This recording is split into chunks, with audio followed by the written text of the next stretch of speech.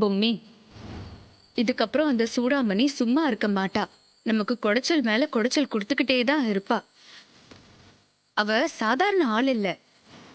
பார்த்திபனா மாறப்போற சித்தார்த்த தன்னோட வலையில வீழ்த்தி பார்த்திபனாவே தக்க வச்சு தன்னோட எண்ணத்தை நிறைவேற்றிக்க முழு மூச்சா முயற்சி பண்ணுவா.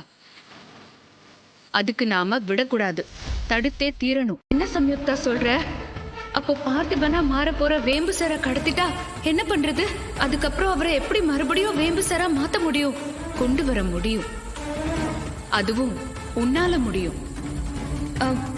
நான் என்ன பண்ணணும்னு சொல்லு சம்யுக்தா. அது சாதாரண விஷயம் இல்ல, ரொம்ப அபாயகரமான விஷயம். கிட்டத்தட்ட நீ தியாகமா நினைச்சுதான் அதை செய்யணும். சம்யுக்தா, ராணியும் அவளுக்கு பொறுக்க போற குழந்தையும் இந்த குடும்பமும் நல்லா இருக்கணும்னா நான் என்ன தியாகம் வேணாலும் செய்ய தயாரா இருக்கேன். நான் என்ன செய்யணும்? ராணி சித்தார்த்த கூட்டிக்கிட்டு நான் சொல்ற இடத்துக்கு நீ வரணும். அவங்க வந்ததும் ராணியோட கவனத்தை நீ திசை திருப்பணும்.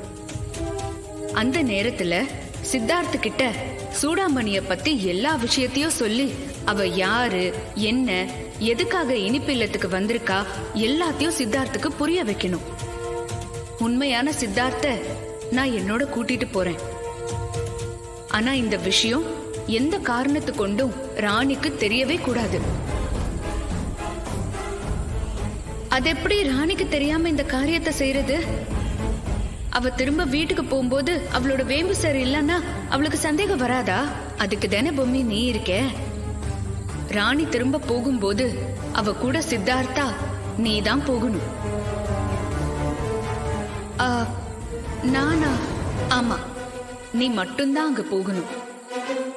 உன்னை எதுக்காக அங்க போக சொல்றேன்னா, அந்த சூடாமணி எப்படியும் சித்தார்த்த தேடி வருவா. இல்ல அவ இடத்துக்கு பார்த்திபனோட உயிர் கூட்ட எடுத்துக்கிட்டு சித்தார்த்த அங்க வர வைப்பா.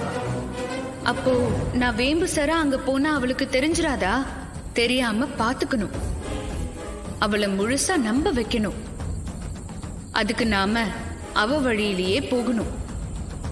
அப்பதான் எனக்கும் எந்த இடைஞ்சலும் வராது.